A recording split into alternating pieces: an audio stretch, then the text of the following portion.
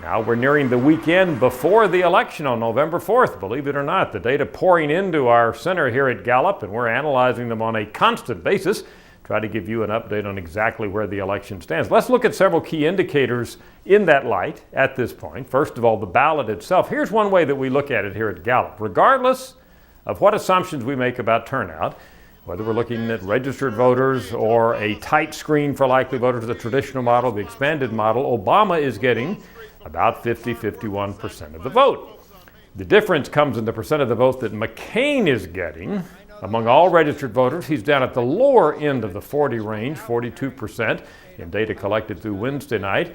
If we look at our expanded model, he's up to 44%, and if we squeeze our screen a little tighter to traditionally how we look at likely voters, he's up to 45%, about a 5-point margin among our traditional way of looking at likely voters.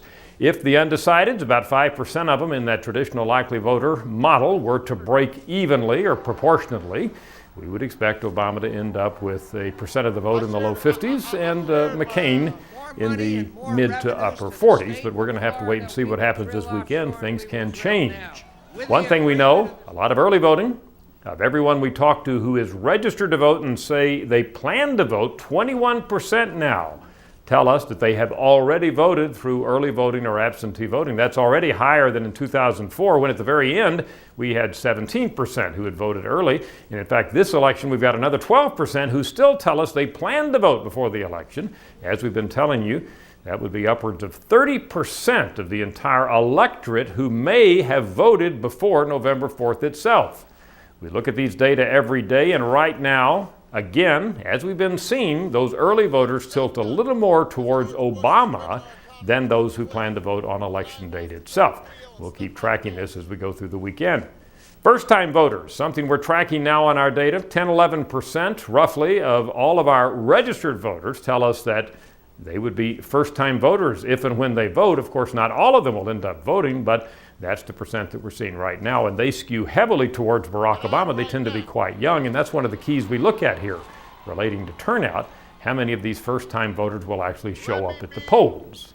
One last thing we're tracking daily. Have you been contacted in the last several weeks about the presidential election by the McCain campaign, by the Obama campaign?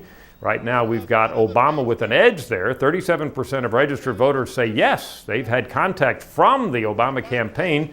It's 30% who have been contacted by the McCain campaign. So the Obama campaign, it has more money, of course, apparently has been more active in terms of actual voter outreach and contact. An analysis by my colleague Lydia Saad here at Gallup.com from a day or two ago showed that a lot of that contact, not shockingly, is coming in the purple states, the battleground and the swing states, and it tends to be centered on partisans. In other words, the Obama campaign contacting Obama voters, Democrats, the McCain campaign doing a lot to get out the vote with McCain voters. We'll track this through the weekend as well. Bottom line right now, Obama maintains a lead right at 51%. McCain trails anywhere 5 to 7 points among our likely voter estimate. I'm Dr. Frank Newport, Editor-in-Chief of the Gallup Poll.